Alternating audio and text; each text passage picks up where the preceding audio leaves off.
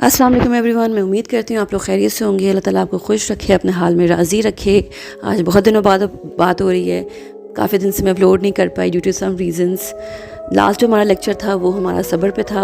उसमें हमने अम्बिया और पैगम्बरों पे जो मुख्तलिफ़ वाक़यात गुज़रे, जिसमें उनका सब्र आया सामने, जिस पे उनके इनाम में अल्लाह ताला ने उन पे अपने इनामात की बारिश की, उस बारे में हमने बात की थी। उनकी काफ़ी जो वाक़यात थे हमने डिस्कस किए थे, जिसमें से एक वाक़या था हज़रत ज़करिया अलैहिस्सलाम का।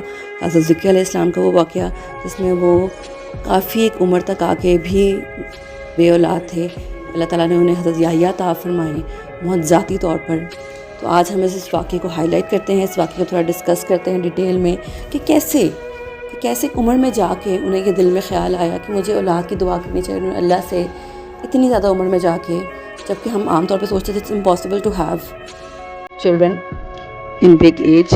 लेकिन स्टिल उन्हें क्या दिल में आया, उनके दिल में क्या उम्मीद आई कि उन्होंने अपने अल्लाह के आगे दुआ पेश की, और उनके अल्लाह ने जो दुआ उन्होंने इस खूबसूरत तरीके से की कि अल्लाह ने अपनी हाजत रखी, अल्लाह ताला ने उनकी दुआ कबूल फरमा ली।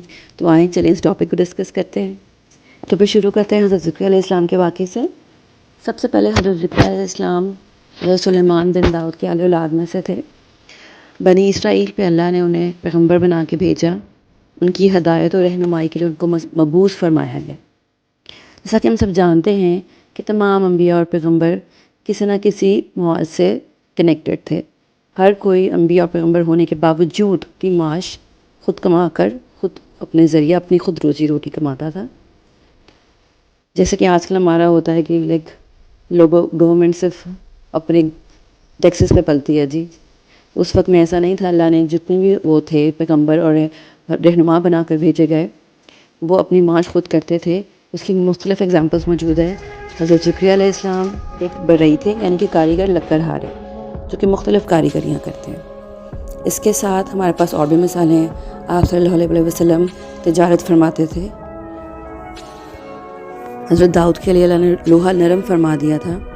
हज़रत इस्माईल अलैहिस्सलाम बकरियाँ चढ़ाते थे।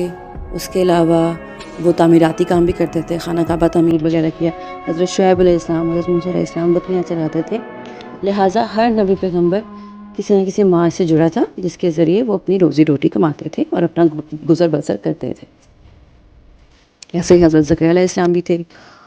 बनी इसराइल में अब वो एक अच्छे ओहदे पे थे, वो बैतुल मुक़द्दस से जुड़े थे। वहाँ के तमाम जो थे काम वो सरअंजाम देते थे वही खुश उसलूबी से। वो एक अच्छे ओहदे पे थे जहाँ पे लोग उनकी सुनते थे। एक अच्छे मज़हबी रहनुमा भी थे। वहाँ पे एक हर तरह से लोग उनकी इज़्ज़त करते थे और उनको मानते थे, जब तक वो कौम सरकश नहीं हुई थी। जैसा तुम जानते हैं बनी इसराइल पे अल्लाह ने बहुत से पैगम्बर भेजे, लेकिन उन्होंने एक नाशुक्री कौम थी। उन लोगों ने कदर नहीं की, यहाँ तक कि अम्बिया पैगम्बरों को शहीद करने से भी उन लोगों ने गुरेज़ नहीं की। इसलिए वो कभी भी अच्छे हालों पे नहीं रह पाए। हम आगे चलते हैं अपने वाक़े की तरफ। तो ज़करिया अलैहिस्सलाम जो थे, हज़रत मरियम से उनका ये ताल्लुक़ बनता था, जो मैंने ये सारे रेफरेंसेस में देखा है और भी काफ़ी बयानात में सुना है। हज़रत ज़करिया अलैहिस्सलाम की अहलिया ईशा हज़रत मरियम अलैहिस्सलाम की वालदा की बहन थी। तो इस तरह जब हज़रत मरियम की विलादत हुई, तब तक उनके वालिद हज़रत इमरान वफ़ात पा चुके थे। उनकी वालदा ने उनकी ज़िम्मेदारी हज़रत ज़करिया अलैहिस्सलाम को दे दी कि उन्होंने इस तरह कहा कि मैंने इस नियत की थी कि मेरे जो भी बच्चा पैदा होगा मैं उसको अल्लाह की रज़ा के लिए ये बैतुल मुक़द्दस की खिदमत में वक्फ़ कर दूँगी। तो उन्होंने उसकी ज़िम्मेदारी उठाई। फिर जब वो बड़ी हो गई तो वो फिर मस्जिद में ही रहने लगी। पहले तो घर में रहती थी उनके, फिर घर में उनकी खाला भी थी तो वो वहाँ पे रहती खाला के पास। पहले तो ये फ़ैसला भी ना हुआ था कि उनकी कौन सरपरस्ती करेगा, लेकिन चूँकि वो उनकी खाला थी तो अपनी खाला के पास पली बड़ी। उसके अलावा फिर जब बड़ी हो गई तो उनको फिर मस्जिद में ही कमरा मुख्तस कर दिया गया। फिर होता ये था कि एक आध दफ़ा जब हज़रत ज़करिया अलैहिस्सलाम उनके पास गए तो उन्होंने देखा, हालांकि वो कमरा बाहर से मुक़फ़ल होता था, यानी कि बंद, उसको ताला लगा होता था, लेकिन वो अक्सर उनकी मुलाकात करने आते थे हज़रत ज़करिया अलैहिस्सलाम दिन के टाइम। रात में तो अपनी वो खाला के पास ही सोती थी। तो फिर जब वो आए तो उन्होंने कहा, मरियम तुम्हारे पास ये बेमौसमी फल पड़े होते हैं, ये कहाँ से आते हैं? तुमने कहा ये रोज़ी तो मुझे अल्लाह देता है। तो वहाँ से हज़रत ज़करिया अलैहिस्सलाम के दिल में आया, या अल्लाह, जो वो रब मेरा बेमौसम फल दे सकता है, تو کیا مجھے اس عمر میں اولاد نہیں دے سکتا؟ اصل میں ان کی عمر بہت زیادہ ہو چکی تھی، ان کی بیوی حضرت عائشہ بھی، دونوں میاں بیوی کافی عمر، ان کے پاس اولاد نہیں تھی، اللہ کے تھے تو نیک بندوں میں سے۔ پھر جب ان کے دل میں اولاد کی خواہش آئی نا، تو ان کی یہی خواہش نے ایک دعا کے روپ میں انہوں نے اپنے اللہ کے آگے پیش کی کہ یا اللہ میں تیرے سے اولاد مانگتا ہوں، اپنا وارث مانگتا ہوں جو میرا اور آل یعقوب کا وارث ہو اور وہ نیکوکاروں میں سے ہو۔ انہوں نے اللہ کے آگے دعا پیش کر دی، انہوں نے کہا یا اللہ کبھی تیری رحمت سے مایوس نہیں ہوا، تو لہٰذا انہوں نے اللہ کے آگے یہ دعا رکھ دی۔ دعا میں انہوں نے کچھ ایسے کہا کہ یا اللہ میری ہڈیاں بوڑھی ہو چکی ہیں، میرے بال سفید ہو چکے ہیں، میری بیوی بانجھ ہے، اور عمر کے اس حصے میں بھی میں تجھ سے اولاد مانگتا ہوں یا اللہ۔ آپ اس کانٹیکس سے یہ دیکھیں کہ یہ ایسی امید تھی ان کے اندر، اس عمر میں بھی وہ اللہ سے اولاد مانگ رہے تھے۔ آپ یہ دیکھیں کہ ان کا تعلق کیسا ہوگا، وہ کتنے نیکوکاروں لوگوں میں سے ہوں گے کہ ان کو کہیں نہ کہیں یہ دل میں تھا کہ میرا رب ہے، میں اسے مانگ سکتا ہوں، مجھے دے سکتا ہے۔ ایسی توفیق اللہ نے ان کو دی ہوئی تھی، اور انہوں نے مانگا اور اللہ نے ان کو عطا کیا۔ پھر اللہ سے جب انہوں نے دعا کی تو اللہ نے کہا، اللہ نے ان کی دعا قبول فرمائی۔ ایسے صابرین لوگوں میں سے تھے وہ۔ اللہ تعالیٰ اپنے پیارے بندوں کی دعا کبھی رد نہیں کرتا۔ اللہ نے کہا فرشتوں کو جاؤ، جا کر زکریا علیہ السلام کو بیٹے کی بشارت دو۔ فرشتوں نے انہیں کہا زکریا ہم تمہیں بشارت دیتے ہیں ایک بیٹے کی جس کا نام ہوگا یحییٰ، اور اس کا ہم نام آج تک کسی کو نہیں دیا۔ دعا تو انہوں نے خود فرمائی تھی نا، لیکن جب انہیں یہ بشارت ملی نا تو حیران ہو گئے۔ بے شک اللہ کے نیکوکاروں میں سے تھے، بے شک ایک پیغمبر تھے، لیکن آپ یہ دیکھیں کہ وہ پھر بھی تھے تو انسان ہی۔ ہم عام طور پہ بھی ہم ایک چیز جو اللہ سے تو ہم مانگتے ہیں نا، اللہ سے تو مانگنا چاہیے، ایک تسمہ بھی ٹوٹے تو اللہ سے ہی مانگنا چاہیے۔ کبھی کبھی ہوتا ہے ہمیں پتہ ہے ہماری دعا بڑی مشکل ہے، ناممکن ہے، لیکن ہم پھر بھی مانگتے ہیں اور بے اختیار مانگتے ہیں، اور جب وہ دے دیتا ہے نا تو ہمیں یقین نہیں آتا۔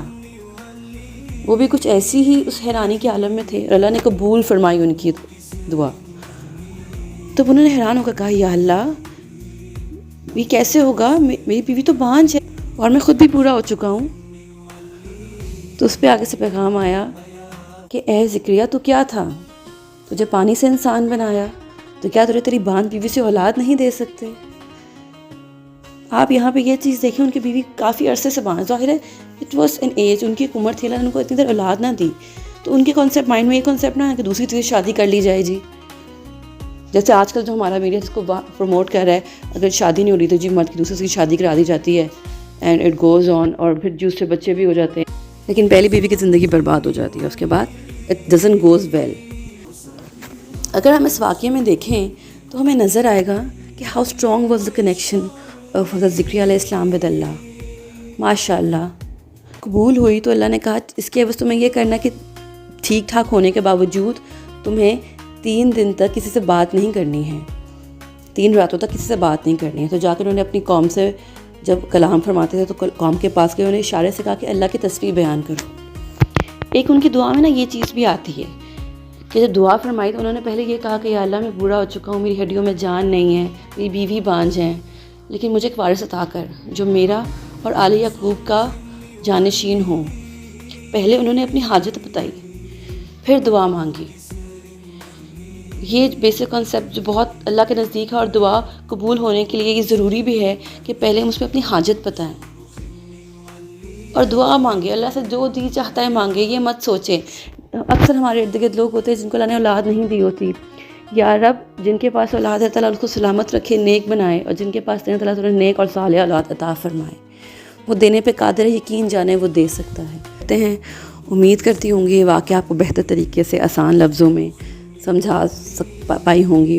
عام طور پہ ہوتا ہے کہ اتنے زیادہ ریفرنسز کے ساتھ نا ہم سمجھ نہیں پاتے چیز کو، ایک سٹوری کی فارم میں ہو تو ہم بڑے اچھے سے سمجھ پاتے ہیں، خاص کر کے مڈل ایج کے چھوٹے بچے تو بہت آسانی سے سمجھ پاتے ہیں۔